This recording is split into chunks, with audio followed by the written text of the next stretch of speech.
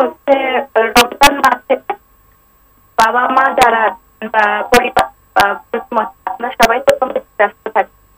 আমি কিন্তু বুঝতে পারছি না আপনার কথা, আরেকটু জোরে বলেন। আমরা বাবা মা যারা আছি তারা তো পরিবারের জন্য আমরা ব্যস্ত থাকি, কাজকর্ম করি, বাবারা বাইরে কাজ করেন এবং মায়েরা সংসারে কাজ করেন। জি। তো এই ক্ষেত্রে যেহেতু রোজার মাস একটা স্পেশাল মাস প্রত্যেকটা মুসলমানের জন্য, তো ইবাদত বন্দেগী আমাদেরও করতে ইচ্ছা হয় মহিলাদের।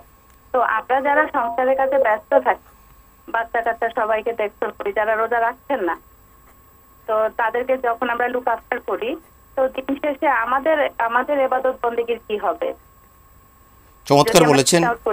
এই যে সংসারের বাচ্চাদের লালন পালন, এটাও বড় একটা ইবাদত। স্যার বলবেন ইনশাআল্লাহ। চমৎকার কথা বলেছেন স্যার। জি জি, আপনি তো মোটামুটি মূল কথাটা বলেই দিয়েছেন।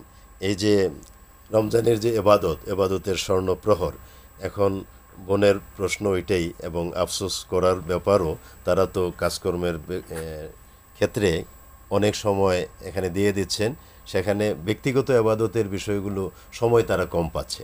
ইফতারি বানাতে যে রোজাদারদের জন্য তাদের সময় চলে যাচ্ছে, সাহারি রান্না করতে যে তাহাজ্জুদ পড়তে সমস্যা হচ্ছে, তো ওই অবস্থান থেকেই তার প্রশ্নটা।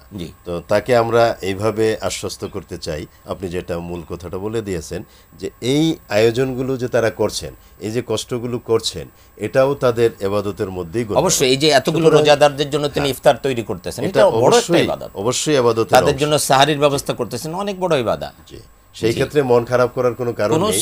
এটার বিনিময় যা আল্লাহ রাব্বুল আলামিন তাকে পূর্ণ মাত্রায় দেবেন ইনশাআল্লাহ। ইনশাআল্লাহ। জি।